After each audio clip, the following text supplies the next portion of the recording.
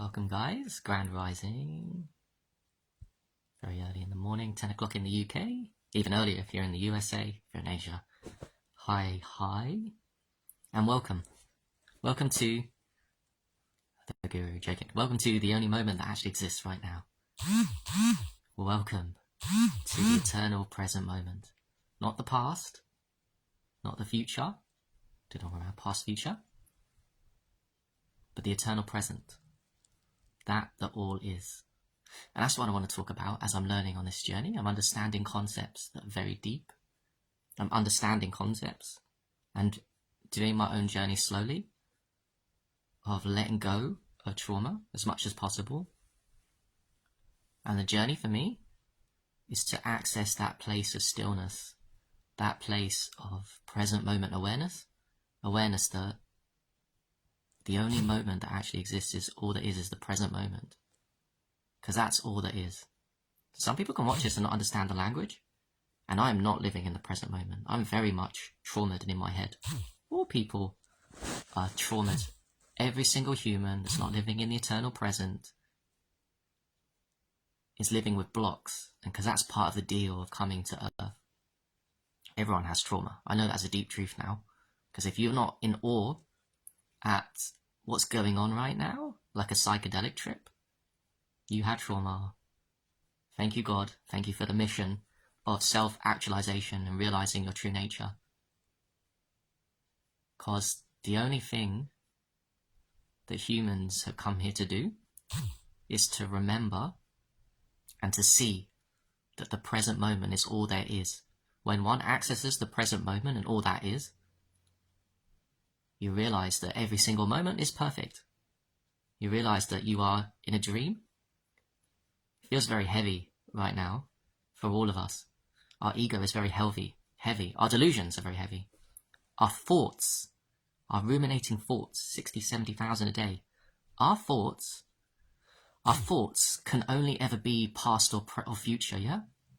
You can't have a thought in the present moment. Because me thinking about this is an interpretation. Me looking at the glasses is an experience. I'm not looking at them. I'll be honest, obviously. I'm not looking at this as the present moment. I'm not there yet. It's another paradox, but look at this. So I'm looking at this, and then my thought about it is a judgment. It's an interpretation of what this is. But what this actually is something that is beyond concepts of my thinking mind. Like a bird. If I see a bird, my thought comes in, an interpretation, which takes me away from actually seeing this and the bird for what it is. Our thoughts, which can only never be in the moment, past or future, are taking away our representation of the moment. They're putting us inside our head, in our mind. We are all trapped in delusional. We are all trapped in delusion. We are all trapped in the mind.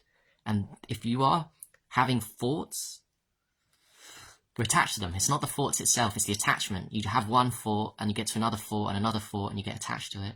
And you start believing your thoughts, you start believing your own bullshit. And that puts you in either the past or the future. And that's how the ego gets what it wants. And it takes you away from the eternal present moment. When you're in the eternal present moment, there is no fear. There is only love. There is only this moment is perfect, and there is no separation. It's only thinking and our addiction to it in the past and the future that creates separation. And if you're wondering why you want to be doing this, want to be working on accessing the present moment more, well, let me give you a reason. Because everything else you're doing is delusional. Everything else. Thinking is delusional. Thinking with attachments is delusional. It's not that thinking is wrong. It's that if you don't have access to the present moment, all that is with non-judgment, everything else is a lie. Everything else is an interpretation your brain's got.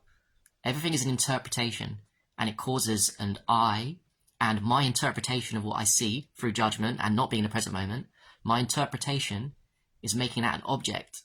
When the truth is, there is no difference between what I see and another person, what I see in a bird, what I see in this. This is all one. in the moment. Accessing this, the present moment, 24/7, you will find out that there is no difference between me and anything out there. You will feel connection. And that's beautiful. Because what's trauma? At the deepest levels, trauma is extreme separation.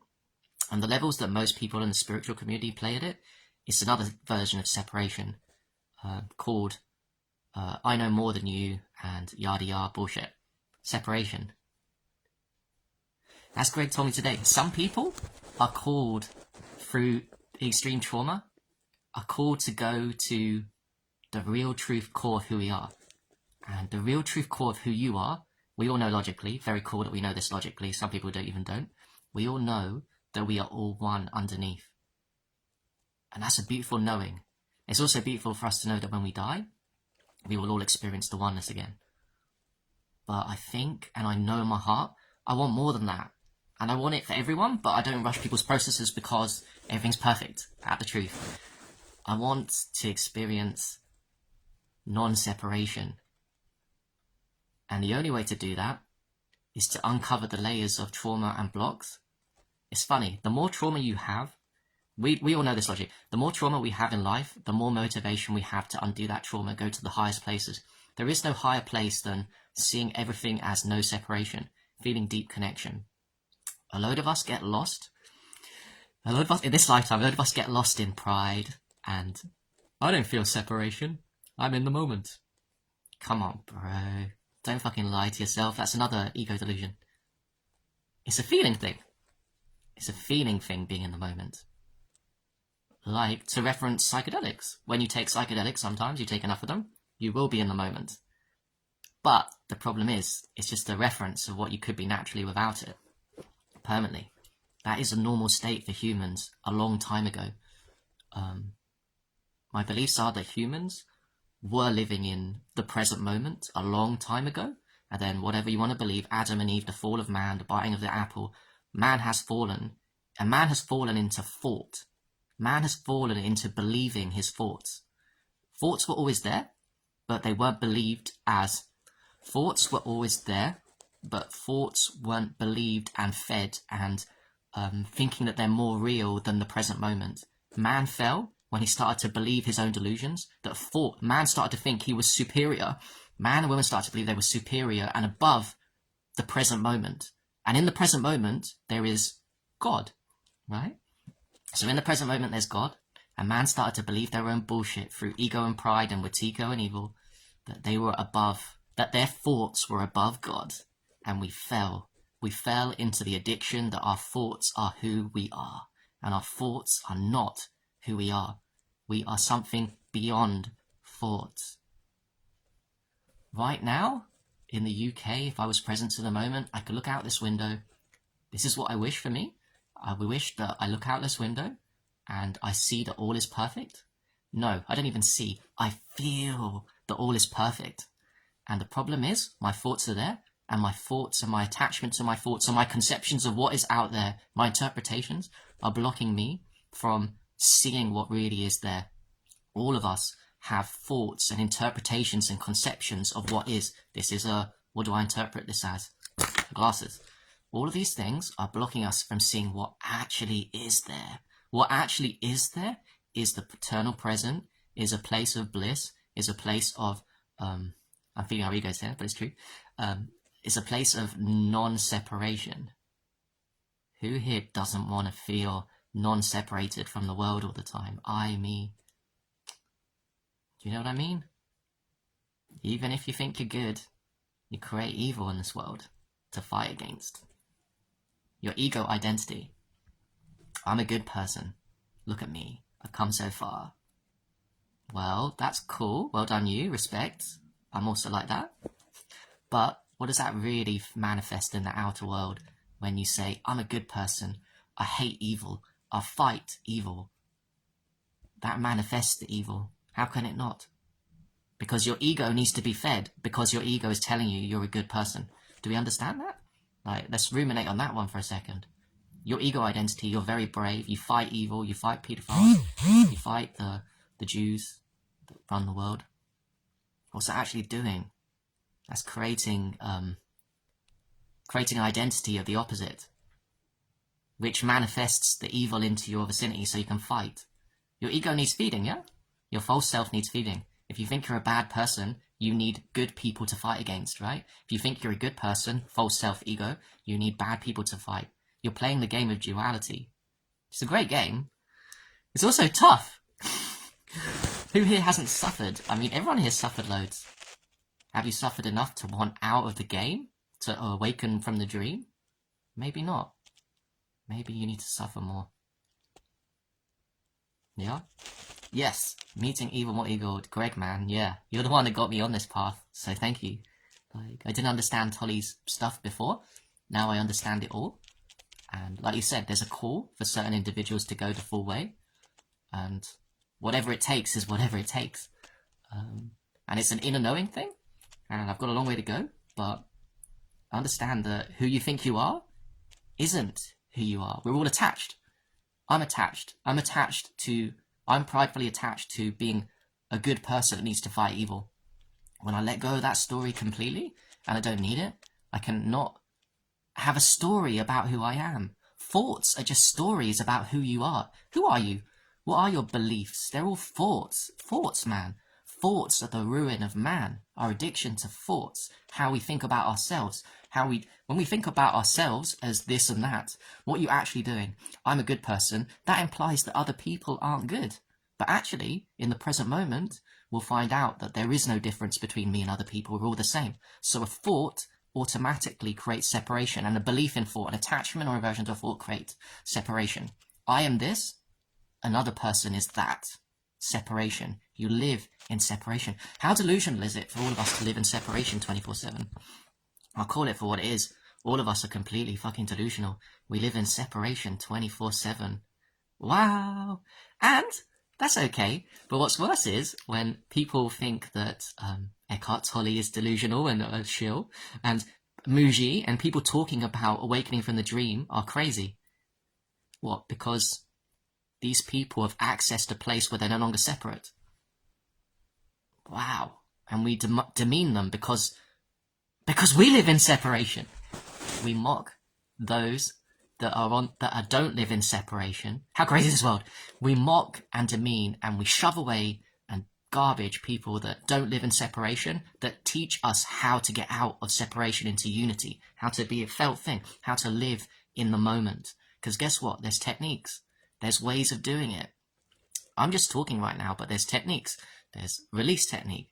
There's going through contradictions and paradoxes, not learning, what's the word for it? What's the word? Brian Katie's work. There's the Course in Miracles. That's another way to enlightenment. There's mind fucking yourself to everything is perfect. Everything is perfect. There's mindfulness. There's letting go. That's a huge one. There's many paths to the same road, but the shocking thing is a lot of people don't even get the path. Listen, you're not going to get to there if you think in this lifetime that people are shills, that I'm talking crap, that everything is perfect. If you don't get these concepts in this life, you guaranteed will not get there in this life. And that's okay, because everything's perfect for you. But guess what? You're just going to have to come back in a few lifetimes and do it again. Why would I want that for you? I don't know. That's why people do what they do and try to motivate other people. Do I want us all to come back in many lifetimes? Or, since some of us at least are putting in the work and understanding these concepts, that's what it is. Helping other people understand the concepts, because the first foot in the door is to understand what we're saying. It's a language thing. It's not delusional what I'm talking about. It's the truth. What Eckhart Tolle, what Muji, what loads of people not loads, I don't exaggerate. There's people on Facebook that live in there a lot of the time. There's people on YouTube. They've got non-duality channels. It's all real. Non-duality is real. It doesn't mean you don't have an ego, don't know how to function. You still don the ego suit after awakening. But you don the ego suit after awakening, but you can never go back. Once you've dissolved the ego, and you know that we're all connected, and you don the ego suit, you can always recenter back into a place where everything is fresh. Like I said to you, like the eyes of a baby. This is not amazing to me right now because I have a concept and a thought. And do you know what? I just had another thought. The fear of the unknown. This is the ultimate level and the ultimate block for everybody. Fear of the unknown. Fear of your ego identity, your beliefs and your stories going away. Everyone that goes through this process at some point, when you get there, there's a lot of fear and there's a lot of pain. And that's scary. We've already been through a lot of shit, man. But there's more pain to come when you let go of who you think you are. As I've heard, it's not just who you let go of who you think you are. You let go of the entire world and what the entire world is. When you do that, you awaken. And then the unknown stops being scary. But for right now, the unknown will always be scary to us. We're scared of the unknown. We're scared of letting go because we need to control. I need to control the environment. That's why I'm not present to the moment right now. I'm scared of the unknown. We're all scared of the unknown. And that's why we don't see the present moment for what it actually is, because you're scared of losing control of what you've interpreted the present moment to be. We all have interpretations of the present moment that deny us from seeing the present moment. We all have thoughts of what the present moment is. This is a glass. This is what it does. This is nature. This is what nature does. This is a bird. This is what the bird does. Those thoughts stop you from seeing no, because you're all scared of the unknown, including myself, obviously. But people have gone through the process of being brave. What I'm talking about here is being brave. And isn't that what we all came here to be? I mean, we've all suffered loads and been brave to some level. We've moved from apathetic to high vibration, physical health, spiritual health. I'm amazing, look at me, I'm better than the person that's done loads of drugs, and I'm, but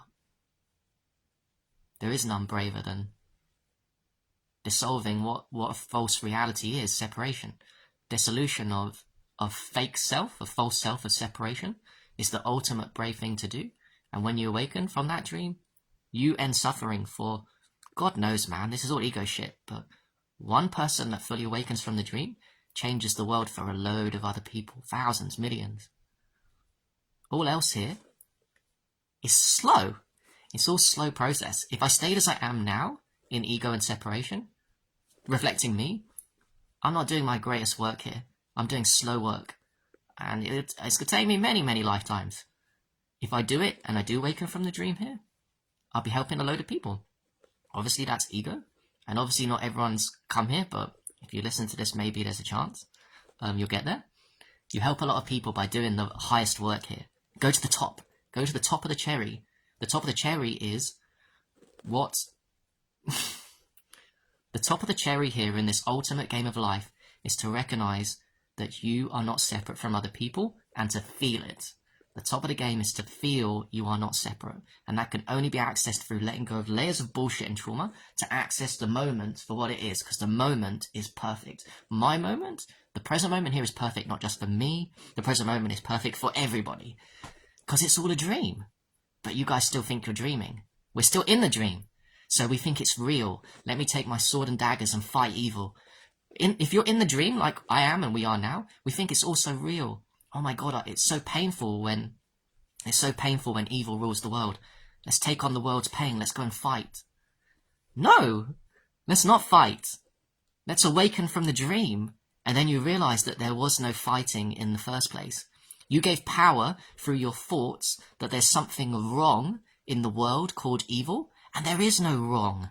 When you awaken from the dream, you'll realize there is no wrong. There is no right or wrong. That's thought. That's duality. That's believing and buying into duality. I don't want to buy into duality no more. I still live in duality and I buy into it, and I don't live in the present 24/7. But I'm telling you now, I do not want to buy in to evil and good and duality. I only want to buy in to the truth. The truth that this moment is all there is, that this moment is perfect. There is no need to fight. The only fight you need at this moment in time for us is the fight for your own delusions, to get out of thought of past and future, because that past and future thought is all lies. Do we get that? It's all lies. There's only one truth. There's only one truth, and that is all there is the fucking perfect moment. Right? It's the highest order of things. You know what? I've got a lot to thank for you for this and this understanding. I used to think too it was only the Buddha and one or two people, but nah. Like I said, there's thousands of people on the earth right now. Thousands. If not 100,000, there's definitely thousands. Some of them have made themselves aware on YouTube. Some of them are even on my Facebook. Some people don't access that place 24/7. Guess what? You get pulled back in via drama and judgment and people shit. And that's the lesson. Some people get access to it through, everyone gets access through psychedelics if you take enough. Some people get access to it accidentally, the present moment, for 5 seconds, 10 seconds, 20 seconds. Who here hasn't accessed the present moment, looking at a flower, nature, looking at nature at some point in their life? We get tastes and glimpses. Everyone here has had glimpses of the present moment. 5, 10 seconds, maybe even a day, a week. Everyone's had present moments of it. When you have those moments, recognize that that is the most real thing you've ever experienced in your life. If you've had a taste of the present moment, which you have, that in that moment, you know, reflecting back, that felt the most real thing you've ever experienced in your life. Because that is the only real thing that is in this life. Thought is not real. It's the imaginary. It's the imaginary. Thought, the reality. And then your job is to work on it. So should you so choose, I'm not trying to control nobody here, only to myself. I'm even talking to myself. Like, it's your job to access that place of presence more and more and more and more in your life. You've done it for 5 seconds, why not work for 20 seconds? Why not do some research into Eckhart Tolle, Muji, loads of people on YouTube? Why not, let's try and work at the delusions of Maya, the delusions of the brain and thought. I've got so many cool books I want to share with you, considering I'm going to be in this process for God knows how long. Maybe never get out in this lifetime. I don't want to put pressure on myself, yeah? But I am obsessed. There's many books out there. Why don't we start accessing the only moment that's ever was? The only moment that's real. The only moment that's felt real. A place that there is no fear. There is no enemies. There is only is. Wouldn't it be nice to live in that? I'm just feeding our egos here. But you have to feed the ego to get out of it in the first place, right? We're in ego. All of us. It's okay. It's nuts. And one thing I'd say for me and for us is to take the pressure off this business. Like, you can really, as we're going about the process, take the pressure and have some fun and do the 3D distractions thing. Don't do this 24/7. It depends on the person. I'm in the matrix. I want to be distracted. I want to go back into Maya. We all got this at our perfect time. So yeah. Frog could talk, you could say. Yeah, if a frog could talk, it would. It's like, Greg, what, Tolly says about dogs, and you've got a cat and dog. You've got a dog, isn't it? Dogs are amazing because dogs look at us unconditionally. And, yeah, dogs look at us without thought. They are in the moment, right? And that's what we love about dogs. They love us for who we are underneath it all. Because a dog doesn't have a conceptualization that my owner is a good or bad person, or I didn't like what my owner did. A dog sees the truth of who you are because the dog, an animal, or the dog lives in the present moment. And through its eyes, you can get a taste of what it would feel like if you were to undo that process, go through that process slowly. And by the way, we're all doing that process, but you can speed it up by understanding that you are living in separation and you're not accessing 24/7. So you can speed the process up by looking at a dog's eyes and understanding that a dog is a reflection of your true nature. You are that dog too. We just have to go through the process of a lot of work. Trauma, funny enough, deep trauma that we've all experienced makes it harder for us in a way than people that are less traumatized, because we go through thought more. We get more pride. Look at me, look how far I've come. Aren't I brave? Look, dudes, we've all been through so much. I've had to give up alcohol, almost borderline alcoholic, gambaholic, gambling issues. I didn't want to be here, suicidal, and I was happy to kill people and all this bullshit. It's all stories. It's all Watiko. It's all separation. Extreme separation. But through trauma, we have a chance. Funny enough, the people that get to this place of awakening are the people that have been through the most suffering. That's a theme prevalent in the people that awaken. The thousands that are awoken now are in the process of awakening, because there's thousands more in the process of awakening. They really started the process. They're the ones that have suffered the most, have the ones that have the most opportunity to realize that all of this was complete and utter delusional separation. It's all delusional. Anyway, I hope you enjoyed my talk. Call me out, guys, on my pride. I'm just trying to share, encouragement and maybe put a seed in you to seek out guidance, or understanding of what you've already experienced, the present moment, and to increase those gaps, because that's all that matters. Look into Eckhart Tolle. Don't dismiss what you don't know. Look into The Power of Now, New Earth, amazing. Release Technique. Look into Byron Katie's work on, Byron Katie's work's interesting because you can mind fuck yourself not to judge people. We all judge people, man. We even judge our friends. We have conceptions and thoughts about our friends that block from us seeing our friends and people as we are. By the way, when we say eternally present 24/7, which is possible when you wake from the dream, how amazing it would be to do that with your friends, to not judge your friends based on thoughts. It's not like what I can get out of my friend. I'm superior to my friend. I'm inferior to my friend. I look up to my friend. And now pedestalize my friend or inferior. We all do this on subtle levels with all of our friends. Don't tell me you don't, because you're all self-aware. You all do. Subconscious concepts. Why wouldn't it be amazing to look at your friends and go, that's just a human being, man. I don't even know his story. Let me check out my friends and see my friends for the first time again and again and again and again, and see my friend for the first time again and again and again, and have fun with my friend again and again and again, because I'm seeing my friend for the first time again and again and again, without conceptions, without taking our friends for granted, because we're not seeing them for what they actually are, which is perfect, and your friend as you. Imagine what it'd be like to see your friend as a reflection of you, truly, not logically, but deep knowingly. Know that that person is you. Everyone is you. Imagine seeing that. I'm tickling my ego and your ego, hopefully now, because that's what I'm imagining. What a beautiful world it is. Marco! Yes. Wow, that's a synchronicity you bring that up if I was going to go, but that one is a great example. And Eckhart Tolle talks about it in his interview I watched last night. I watched so much Tolle. The Groundhog Day is the great example. When you tune into the deep meaning of Groundhog Day, it is that. We're just going on repeat in the dream. We're in the dream, not realizing we're in the dream, like a Groundhog Day. And Bill Murray eventually decides that enough's enough. I'm going to awaken from the dream. And he does. I'm going to rewatch Groundhog Day. You all should watch it, because there's a deep meaning behind Groundhog Day. It is a good movie, but it's all about awakening from the dream. The Matrix has always been about awakening from the dream. The funny thing is, people in Pride on Facebook and in spiritual communities in the real world think, I've already woken from the dream. I understand this conspiracy. I understand the world is flat. I understand that veganism is good and eating meat is bad. I understand that urine is medicine and everyone else is waste. I'm already taken the red pill. What pride and what delusions you suffer, my friend, to think that you are woke and other people are non-woke and you've taken the red pill. You haven't taken the red pill until you feel you're completely connected to people 24/7.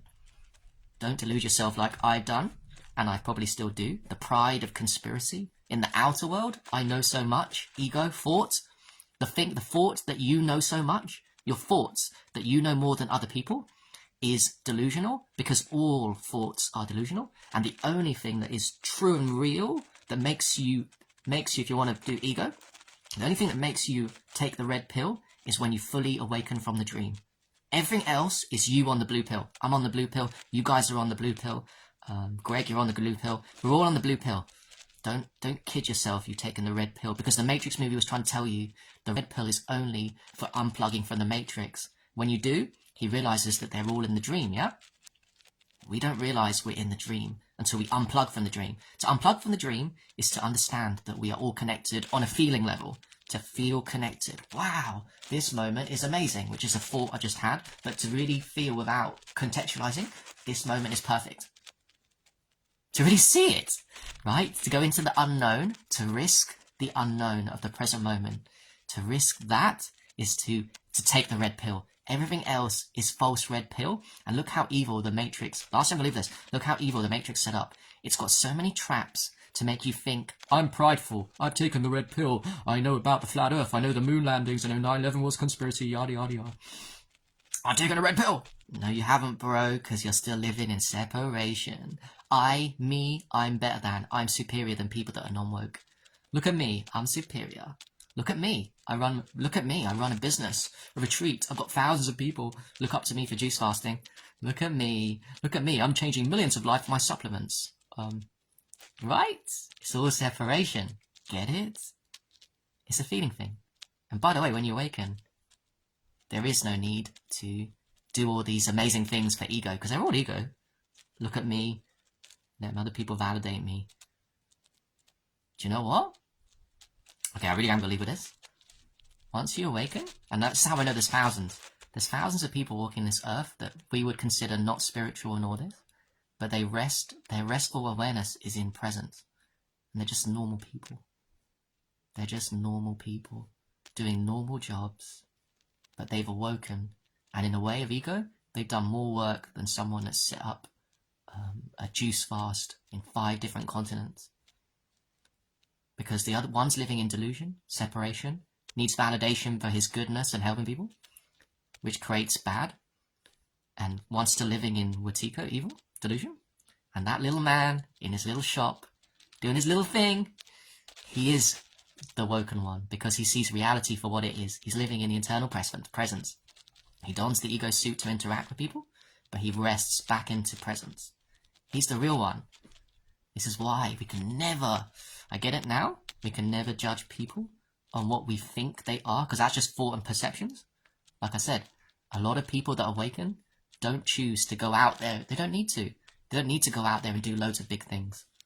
They're just humble people. The truth brings humbleness. Why do you need to show off? That's ego, right? Why do you need validation for anything? At the very true point in the present moment, and when we awaken from the dream, there is no desire for validation. None. Which is hard for us to imagine, because I love positive validation, I love negative validation too. Working through these levels. Validation, the concept of needing anything from other people, is false self. The need for validation is false, delusional self. Because when you know who you are, which is God, when you feel connected, there is no need for validation. And that's why you can be a humble man on the streets. I've really changed in how I look at people. Because now when I see an old man, and he's just painting, or just seems very still and quiet, I'm not saying he's awoken. I don't know. But that peace of mind that often old people bring, not all of them, is the real work here. It's the awakening from the dream. It's living in the present moment. And that's more than some prideful egos on Facebook and spirituality that have got full memorabilia, they look all spiritual, doing the chantings, getting up in the morning, yada yada. What I'm saying is we can't even define people anymore. Like who's more and who's this. The lines are blurred in spirituality. The levels of consciousness are only how much courage do you have to do this work of letting go and releasing and accessing the present moment. Levels of consciousness are only judged by how present to the moment am I. Yeah? How much do I get triggered? Do I get triggered and do I let go quickly? Do I get triggered and I hold on to hate for 3 or 4 days or a year or a century? How good am I at letting go? Determines your level of consciousness. And then, and this is actual truth, the levels of, okay, I'm saying so much. The levels of consciousness are determined by how quickly you are good at letting go. Do you hold on to hate from people forever? Some people do. Very low level of consciousness. And they create a story and they go downhill and give other people's give other people their power away. Or you get to a place where I'm at now, where I haven't woken from the dream, but I've been good for many years now at letting go through certain practices I've done and through my personality. I let go very fast. I still feel the triggers and I'm human, I'm still in the dream, but I let go super quick. I've always been good at this. I've trained myself to be good at this. And then as you get better and quicker at letting go of hate and all these thoughts, because they're all delusional, right? All of these things are delusional. As you get better and better, the ultimate level of letting go, the ultimate level of what I'm talking about, being present to the moment 24/7 requires the hardest level of letting go is letting go of your entire thing of who you think you are. Because you are not who you think you are. You might know logically we are one, but you don't know in feeling that we are one. You have to let go of separation of who you think you are. You have to let go of your story. You have to let go of, I'm so brave. I've come so far. Look at me. I'm so superior. I've been through so much shit and I've overcome so much. And look at me. You have to let go of that entire story to awaken from the dream. It's the only way. It's the hardest way. But that's God's way, and God didn't make this game easy. God made this game extremely fun. Consciousness made this game extremely fun, and it is fun. It is fun when you stop taking life so seriously and not letting go. The more you get better at letting go, the more you realize, the better you get at letting go, the more you realize, the more life becomes fun. Because letting go is a painful, egoic thought structure that keeps you more and more away from the present moment. It fucking keeps you stuck, man. Holding on to anger, pride, shame, hate, what the fuck, envy, jealousy. That's heavy shit. It's delusional. It stops you having fun in the game. A lot of us here are having fun in the game. A lot of us having fun. The better you get at letting go, the more fun you have in the game. And then the ultimate level of having fun in the game is when you completely let go and surrender to what is perfection, the present moment. And that's what I want. because I'm having some fun in the game. A lot more fun, definitely. I know all of you guys are having more fun in the game. You're getting better at letting go slowly than what you used to. But there's levels. Let's keep letting go. Let's keep letting go. Let's keep letting go until we get to the highest level of game where life becomes completely fun in the present moment. There is no more fun than the present moment. Beyond conceptions and beyond time. Because the only time is now. That is the most fun. Alright, that was long. Thanks for watching my process and sharing. I'm talking to myself. I mean, I'm not just saying logically, I'm literally talking to see how I structure things. You can see that my understanding on this is very deep and is true. And it's important to have these, start getting into the understanding of what I'm saying. If you tune into understanding, start to what I'm saying, you've got a genuine chance of getting to the high level. If you don't understand what I'm saying, you're either going to have to wait for another massive pain that God might send you, or you've chosen, you need that, or the understanding is key. The mental constructs is key to motivate you to keep going, to letting go. Lastly, I'll leave by saying that I wish years ago that most people told me that life's not about knowing more. That's egoic. No one told me it was about letting go and undoing the bullshit of what I know. It's not about knowing more. It's about knowing less. It's about knowing nothing at the end of the day. We always think in the communities we need to know more, understand more about ourselves. That's just thought. You don't. You need to understand how thought works, how separate your brain is feeling, how you're always feeling connection and superiority and inferiority with people 24/7. You need to understand these things, but you don't need to understand more about physical health. You don't need to understand more about, that's playing the duality game. I'm out. Sign me out of duality, please. Sign me in to what I always was. Alright, peace. Bye. Yes, Marco, bro, thank you so much for bringing up the Groundhog Day. I appreciate you, man. Thanks for watching.